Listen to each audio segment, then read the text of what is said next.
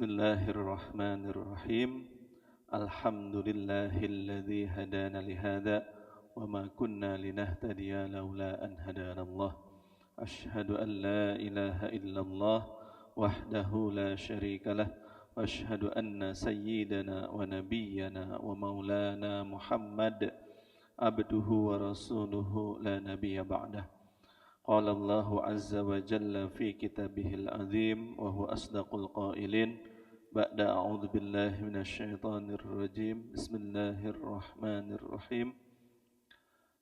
Wal 'asr innal insana lafi khusrin illa alladzina amanu wa 'amilus solihati wa tawassaw bil haqqi wa tawassaw bis sabr. Shadaqallahul azim. Yang kami muliakan hadirin ngaji fikih rahimakumullah, kita memasuki tema hukum musaqah. Langsung saja kita ke kitab Kifayatul Akhyar karya Imam Taqiyuddin Al-Hisni. Ila hadratin Nabil Mustafa sallallahu ta'ala alaihi wasallam wa ala alihi wa ashabihi wa azwadihi wa dzurriyyatihi wa ahli baitil kiram wa khususan ila muallifi hadzal kitab Asy-Syaikh Al-Imam Taqiyuddin Al-Hisni. Nafa'anallahu bihi wa bi'ulumihi fi darain. Al-Fatihah. A'udzu billahi minasyaitonir rajim. Bismillahirrahmanirrahim. Alhamdulillahi rabbil alamin. Arrahmanir rahim. Maliki yaumiddin. Iyyaka na'budu wa iyyaka nasta'in. Ihdinas siratal mustaqim. Siratal ladzina an'amta 'alaihim ghairil maghdubi 'alaihim.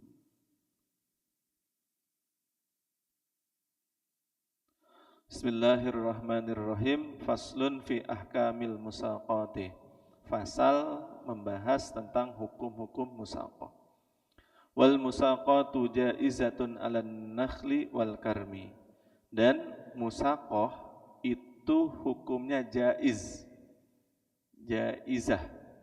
Boleh, menang. Untuk apa saja yang dibolehkan, yaitu an-nakhli, kurma, wal karmi, dan anggur. Apa itu musaqah? Musaqah itu mustaq dari kata saqyu. Saqyu itu artinya menyirami. Ada yang mengatakan saqyu itu adalah sumur. Dan secara bahasa ini masuk ke dalam akad muamalah, dan dia biasanya dalam satu sub tema, misalnya dengan muzara'ah dan juga mukhabarah. Muzara'ah, mukhabarah, lalu musaqah. Apa itu musaqah? Jadi penyerahan pohon kepada orang yang merawat pohon tersebut. Misalnya begini, saya punya pohon, punya tanah 12 hektar. Saya sibuk ngaji, enggak sempat untuk mengurusi kebun saya. Terus ada petani yang biasa menggarap ladang tapi tidak punya lahan. Nah, saya sebagai pemilik tanah, pemilik pohon, memberikan hak untuk mengelola kepada petani. Nah, akad dua orang ini, saya sebagai pemilik harta atau pemilik tanah atau pemilik pohon tadi dengan petani, itu disebut akad musaqah. Hukumnya apa? Hukumnya jaiz. Jaiz itu boleh. Boleh dilakukan, boleh juga tidak dilakukan. Tergantung kebutuhan. Ini sudah disepakati secara ijma dari zaman sahabat, juga disepakati oleh tabi'in. Konon dalilnya apa? Dari Kanjeng Nabi Muhammad sallallahu alaihi wasallam, dulu anna Rasulullah sallallahu alaihi wasallam amala ahla Khaybar ala ma yakhruju minha min tamrin aw zara'in. Dulu Kanjeng Nabi Muhammad sallallahu alaihi wasallam ketika memasuki Khaybar, Rasulullah itu menyuruh orang-orang Khaybar untuk menggarap asetnya Kanjeng Nabi Muhammad. Lalu nanti ketika panen, karena digarap tanahnya oleh orang Khaybar, Nabi memberikan separuh dari hasil panennya ke orang Khaybar. Maka ini disebut dengan hukum musaqah. jaiz. Kita lanjutkan. Ada syaratnya enggak musaqah? Ada. Walaha syaraitu, dan dalam akad musaqah itu ada beberapa syarat. Yang pertama, ayyuqaddiruha bimuddatin ma'lumatin. Syarat yang pertama, harus ditentukan dari awal durasi atau masa panjangnya musaqah. Jadi kerjasama ini mau berapa lama? Dari awal sudah disebutkan. Oke, penggarapannya 1 tahun, mulai menggunakan kalender Hijriah, mulai tanggal 1 Syawal, nanti berakhir 1 Syawal tahun berikutnya.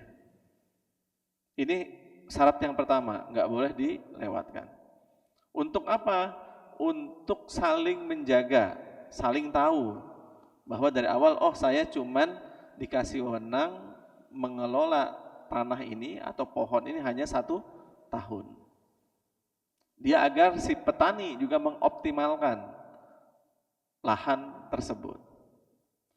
Wa ayyan faridal amilu bi amalihi, dan si amil itu si petani tadi yang mengelola lahan. Kalau si pemilik lahan namanya malikul mal, pemilik harta. Nah, si amil itu atau petani wajib mengerjakan kebunnya atau tanah itu sendirian. Nggak boleh si pemilik tanah atau si pemilik pohon tadi juga ikut menggarap. Nggak sah. Kenapa? Akan ada namanya conflict of interest. Nanti di akhirnya akan ada perselisihan. Oh kan saya ikut garap, harusnya saya juga dapat bagian. Itu nggak boleh. Jadi si malikul mal, si pemilik kebun, kalau sudah memberikan hak kepada si amil, si petani tadi, maka sudah tidak boleh ikut campur. Nggak boleh lagi dia udah pasrah tapi masih meribeti, nggak boleh. Karena akan ada kebingungan, ada ambiguitas. Di akhirnya, oh kan saya ikut bantu nanam, saya bantu membersihkan ladangnya, saya mau bantu menjemur hasil panennya. Nanti juga ikut minta bagian. Lalu wa ayyasyarita musyarakatal maliki fil amali. Dan juga si pemilik harta nggak boleh ikut terlibat dalam pengelolaan harta walaupun tidak dirinya langsung. Misalnya, si pemilik tanah punya budak. Nah, budaknya dikirim ke kebun tadi untuk membantu si amil. Itu nggak boleh. Artinya si amil ketika sudah diberikan akses, sudah diberikan hak untuk mengelola, sudah, jangan diganggu-ganggu lagi. Lalu syarat berikutnya, wa yashtarita lil amili juz'an ma'luman minas samari. Dan disyaratkan bagi si malik, pemilik harta tadi, si pemilik kebun, lil amili kepada si petani, amil yang mengolah hartanya, juz'an ma'luman minas samari, bagian yang sama-sama diketahui dari buah hasil panenannya. Misalnya, panennya adalah buah kurma. Dari awal sebelum akad itu sudah dijelaskan, oke, nanti ketika panen kurma ini setengah untuk si pemilik harta atau si malikul mal, dan setengah bagian hasil panen adalah untuk si pengelola atau amil atau petani tadi. Maka kalau sudah jelas nanti di akhir panen, masa panen itu wajib dibagi sesuai akad yang semula. Nah, lalu durasinya harus berdasarkan tanggal, bukan berdasarkan oh nanti kalau musim buah berakhir waktu musaqah kita. Nggak boleh. Kenapa nggak boleh? Karena masa berbuah itu kadang setiap tahun beda-beda. Ada tidak pasti. Kalau misalnya tahun depan berbuah, kalau ternyata nggak berbuah, berarti kan nggak ada batas yang pasti. Atau bisa lebih cepat, bisa juga lebih lama waktunya. Harus ditentukan dengan kalender Hijriah atau kalender Masehi. Jadi dengan yang pasti, tidak diukur dengan nanti kalau misalnya musim hujan berhenti waktu musakoh kita atau akad musakoh kita, nggak boleh. Kenapa? Musim hujan berikutnya bisa datang lebih awal, bisa juga datang lebih lama, lebih lambat. Maka itu nggak pasti. Akad itu harus berlandaskan pada kepastian. Nggak boleh akad itu berlandaskan pada ketidakpastian. Kalau nggak sama-sama pasti ya bukan akad namanya. Lalu musakoh ini banyak dipakai oleh orang di Indonesia. Apa sih bedanya dengan muzaro'ah, mukhobaroh tadi? Biasanya kalau muzaro'ah itu benih atau bibit dari pemilik lahan. Misalnya saya punya tanah, saya punya sawah. Nah, sawah saya mau saya dimuzaro'ahkan. Saya minta tolong ke orang lain. Saya memberikan bibitnya untuk ditanam. Nah, pemberian bibit oleh si pemilik tanah itu disebut muzaro'ah. Itu juga biasa dipraktikkan di Indonesia. Lalu kebalikannya muzaro'ah adalah mukhobaroh. Mukhobaroh itu si pemilik lahan enggak hanya memiliki lahan, tidak membawa bibit. Yang membawa bibit adalah si amil atau si yang menggarap kebunnya atau tanahnya atau petaninya. Nah, itu mukhobaroh. Kalau musakoh itu berbeda dengan yang dua tadi. Si pemilik lahan sekaligus pemilik pohon. Seperti contohnya, kalau dalam mazhab Syafi'i hanya dua, yaitu kurma dan anggur. Kurma itu kan pemilik lahan sekaligus sudah ada pohonnya. Kurma kan ada pohonnya udah besar. Si amil hanya melanjutkan mengurus lahan tersebut. Jadi dia misalnya sudah jadi pohonnya, nanti tugasnya adalah misalnya mengkawinkan antara kurma pejantan dan kurma betina. Kawinkan, lalu sudah kawin nanti memberikan pupuk, membersihkan ilalang, membersihkan hama-hama, terus juga memanen, terus juga menjemur, bahkan ada yang sampai menjualkan hasil panennya. Itu musakoh namanya. Dalam madhab Syafi'i hanya dua. Dalam madhab Zohiri hanya satu, kurma saja. Madhab Zohiri itu madhab yang tekstualis. Imam Abu Dawud Az-Zohiri. Ada Imam Ibnu Hazm, misalnya penyusun kitab I'lamul Al-Ihkam fi Usulil Ahkam. Itu mengatakan hanya satu, yaitu tamar saja. Selain tamar nggak boleh dimusakohkan. Sedangkan madhab Hanafi ini lebih luas. Segala pohon yang berakar kuat di muka bumi, maka dia boleh dimusakohkan. Makanya dalam madhab Hanafi nanti musakoh bisa kopi, bisa karet, bisa komoditas lainnya. Tapi dalam madhab Syafi'i hanya dua. Kenapa kok bisa berbeda pendapat seperti itu? Tadi dalilnya Rasulullah SAW hanya mengatakan minat tamrin, dari tamar saja, dari kurma saja. Nah, Imam Abu Dawud meyakini hanya tamar karena teks hadisnya mengatakan hanya tamar, kurma saja yang boleh dimusakohkan. Lalu sedangkan Imam Syafi'i mengambil qiyas.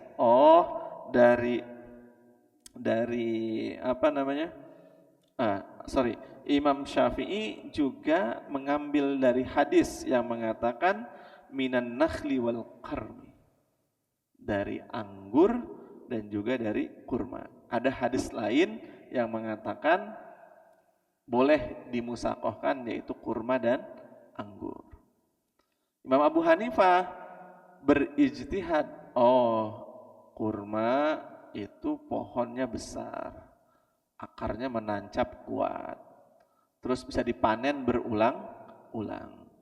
Anggur juga pohonnya kuat, akarnya menancap tajam, dan dia bisa bertahan puluhan tahun. Dikiaskan, oh berarti pohon-pohon yang memiliki karakter dan sifat seperti kurma dan anggur berarti bisa dimusakohkan. Gitu nih. Jadi dalam muamalah memang mazhab Hanafi lebih fleksibel. Karena berbisnis, beliau kan orang pedagang, saudagar. Jadi tahu logika pasar, tahu logika bisnis. Ya. Sedangkan Imam Syafi'i adalah pendidik, guru, ulama yang konsisten dalam mengajar. Beliau tidak berani mengkiaskan terlalu jauh. Jadi teksnya hanya mengatakan musaqah adalah kurma dan anggur saja. Lalu kapan berakhirnya akad musaqah ini? Pertama adalah habis tenggatnya tentu saja, habis durasi masa perjanjiannya. Yang kedua adalah salah satu pihak meninggal, terutama si amilnya. Bagaimana kalau yang pemilik hartanya, maliknya yang meninggal? Itu kalau si maliknya yang yang meninggal, maka itu boleh tetap dilanjutkan. Bagaimana kalau petaninya yang meninggal juga tetap boleh bisa dilanjutkan. Bagaimana kalau dua-duanya meninggal? Ya kalau dua-duanya meninggal nanti tergantung ahli warisnya, apakah mau dilanjutkan atau dilepaskan. Tapi idealnya ya dilanjutkan karena sudah bekerja. Si amil harus mendapatkan hak atas keringat yang dia keluarkan. Lalu yang ketiga adalah uzur yang membuat tidak bisa lanjut akad musaqah ini. Uzurnya apa? Misalnya ketika sudah akad, ketahuan bahwa si amilnya itu, petani yang menggarap tanahnya tadi, oh dia ternyata mafia, suka mencuri hasil komoditas pangan, terkenal di daerah-daerah lain. Kita baru tahu. Nah, setelah tahu baru kita mengkat akadnya. Boleh. Ada uzur bahwa khawatir pohon kita atau aset kita nanti diambil alih atau dicuri. Tuh. Atau karena uzur sakit misalnya. Itu juga boleh. Summal amalu fiha ala darbaini. Lalu perbuatan musaqah ini terbagi menjadi dua. Amalun ya'udu nafuhu ala samarati fahuwa alal amili. Jadi beban pekerjaan dalam musaqah ini terbagi menjadi dua. Beban yang pertama adalah amal atau perbuatan atau pekerjaan yang kembali manfaatnya itu kepada buah. Kalau manfaatnya pekerjaan tersebut bermanfaat atas buahnya, jadi bagus, jadi berbuah lebat, seperti menyirami pohon kurma atau mengawinkan pohon kurma, itu kan manfaatnya kepada pohon. Nah, kalau pekerjaan jenis seperti itu, fahuwa alal amili, maka itu adalah beban pekerjaan tanggung jawab si amil, petani yang menggarapnya. Yang kedua, wa amalun ya'udu naf'uhu ilal asli fahuwa ala rabbil mali.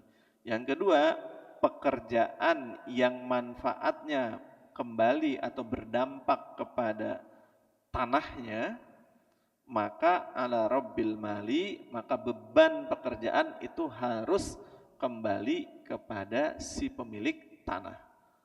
Misalnya manfaat kepada tanah itu membuat irigasi, itu kan manfaatnya kepada tanah jangka panjang.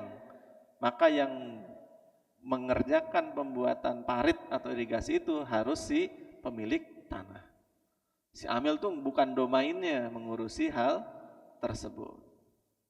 Terus juga Kalau yang dampaknya hanya kepada pohon, itu domainnya si amil.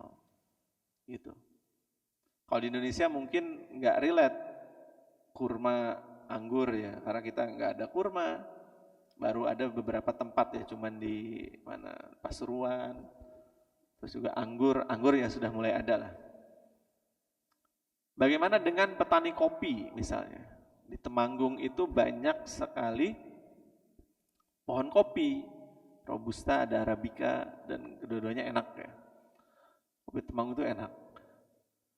Terus si pemilik tanah itu ingin karena dia sibuk, nggak punya waktu untuk menggarap ini tanahnya, pohonnya, dia berakad musakoh kepada petani lokal.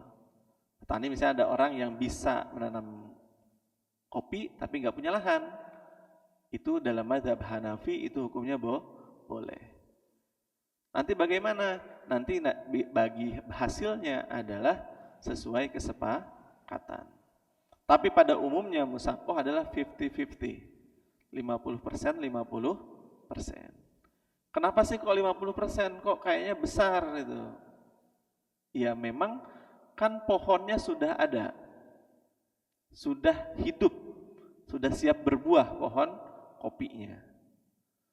Lalu tugasnya si amil itu adalah membersihkan rumput, memberi pupuk, memetik, terus juga pruning, membersihkan dahan-dahan yang tua, terus juga memetik, menjemur.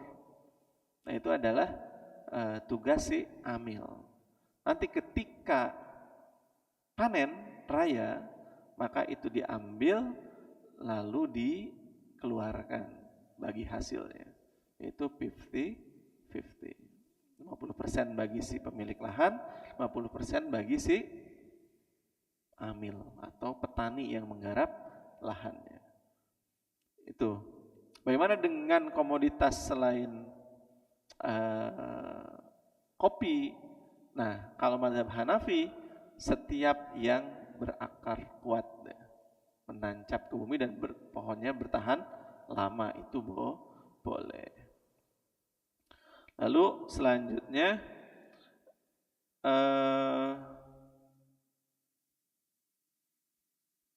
syarat musakoh berikutnya yaitu antara kedua belah pihak adalah orang yang melek hukum.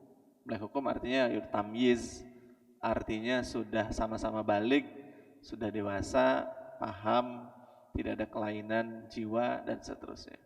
Itu adalah syarat musakoh. Ya mungkin itu yang bisa saya sampaikan, dan saya kira hikmahnya banyak sekali ya dalam musakoh ini. Hikmah yang pertama adalah pemerataan kapital, pemerataan modal. Jadi orang yang punya tanah bisa memberikan sebagian income-nya untuk petani yang tidak punya lahan.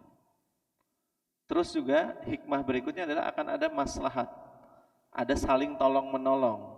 Nantinya akan ada kedekatan antara si amil dengan si malikul mal. Di kelak nantinya akan ada hubungan mutualisme yang mana si orang pemilik tanah itu akan ditolong oleh si amil juga merasa ditolong oleh si pemilik harta.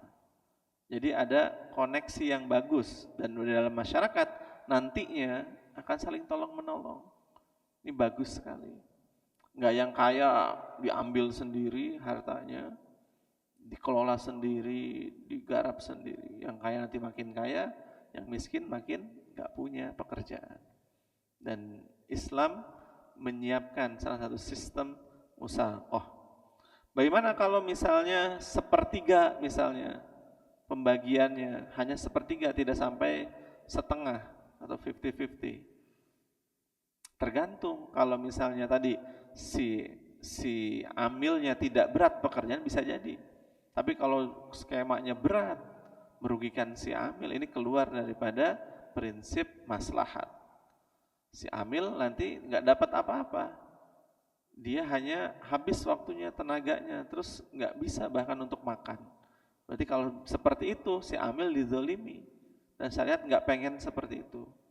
Pengennya adalah berbagi. Dan sebetulnya masyarakat desa ini sudah mempraktikkan ini. Masyarakat desa kita tuh di daerah-daerah itu sudah mempraktikkan ini. Orang kota dulunya mempraktikkan mungkin. Makanya ada istilah ya disebut desa itu kota itu ummul qura ya. Ibunya desa. Mudah-mudahan bermanfaat. Wassallallahu ala sayyidina Muhammad. Wassalamualaikum warahmatullahi wabarakatuh.